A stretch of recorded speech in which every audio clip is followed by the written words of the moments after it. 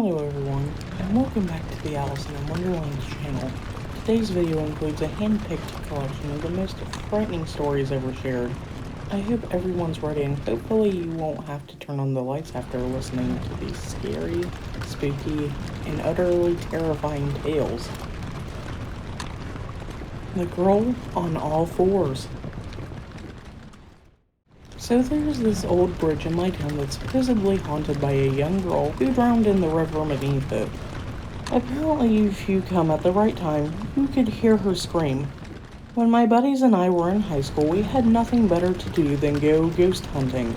Being from a town of 6,000 people in southern Illinois, half of that being prison inmates and mental health patients, you have to get a bit creative to have any sort of fun. Anyway, we get to this bridge at about 3 a.m. and we sit there for a while. Nothing. About 20 minutes go by and we're all skeptical.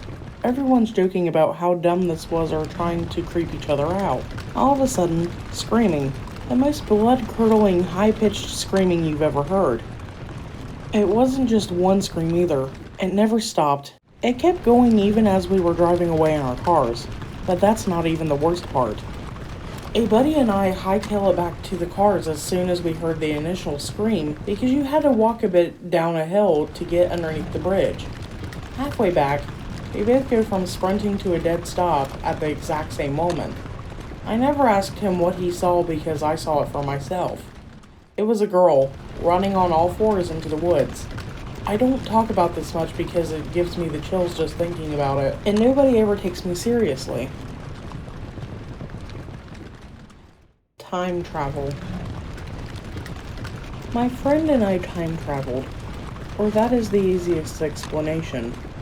We were in high school and he was taking my bus back to my house with me. We got home around 2:45 and my mother gets home around 3 o'clock. We decided to go hiking before my mother could say no, so we left a note on the counter and took off. We took our usual route up the backyard hill, making sure to avoid the crazy people that resided in makeshift homes up there.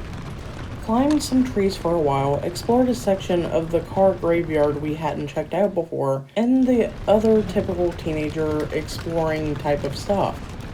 We took a break near the top of the mountain. It was unusually beautiful that day. Incredibly green, and there was visible light beams shining down through the canopy. Like seriously pretty stuff. So, of course, I start running around through the light and decide we should start getting back because my mother was probably going to be mad if we missed dinner. On the way back, we stumbled onto a pond we had never encountered before. It was small and had a single wooden boat on it. There were also a few teepees around the pond. Not old teepees, they looked like they were very ratty and unusable. We decided someone was probably living there and took a new path back home. We climbed down and up an old quarry and dropped off on the main road that leads to my house. We arrived home before my mother, which seemed strange, so I threw out the note so she wouldn't know we were out gallivanting.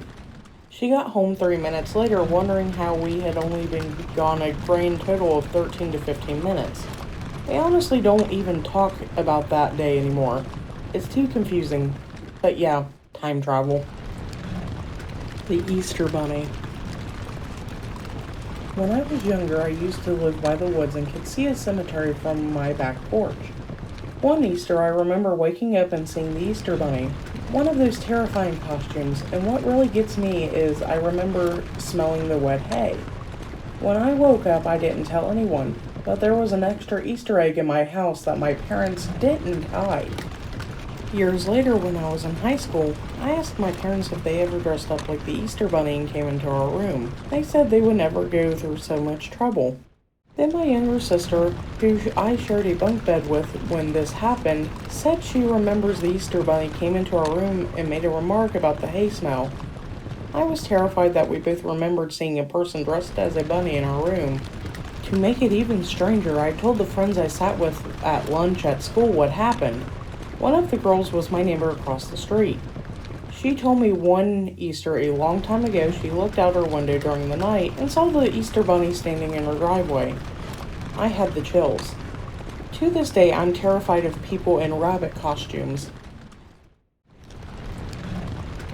The Woman in the Window. My friends and I were visiting a graveyard a couple blocks away from my home on Halloween. Because why not? There's a building that restaurants have been going in and out of for years, and none seem to stay open for very long. The graveyard is basically the place's backyard. On that night, for some reason, the lights were on in this building, and there was a lady in a pink dress standing in the window just staring at us. There was no restaurant open in there at the time. We all kind of booked it, and this lady followed us from window to window like she was gliding, not walking, which made us completely book it. We ran as fast as we could down the road, and there was a segment without windows for her to follow which direction exactly we went, but by the time we got to the next set of windows running full speed, she was standing there already, watching in our direction. We never made that trip again. Hey y'all, glad to see you made it to the end of the video. I hope y'all enjoyed today's video.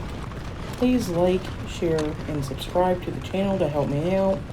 Hit the notification bell icon whenever you do subscribe. I want to get to 100 followers. Next video will be on unsolved mysteries. My email is in the description for anyone who has a story that they want to be narrated in a future video.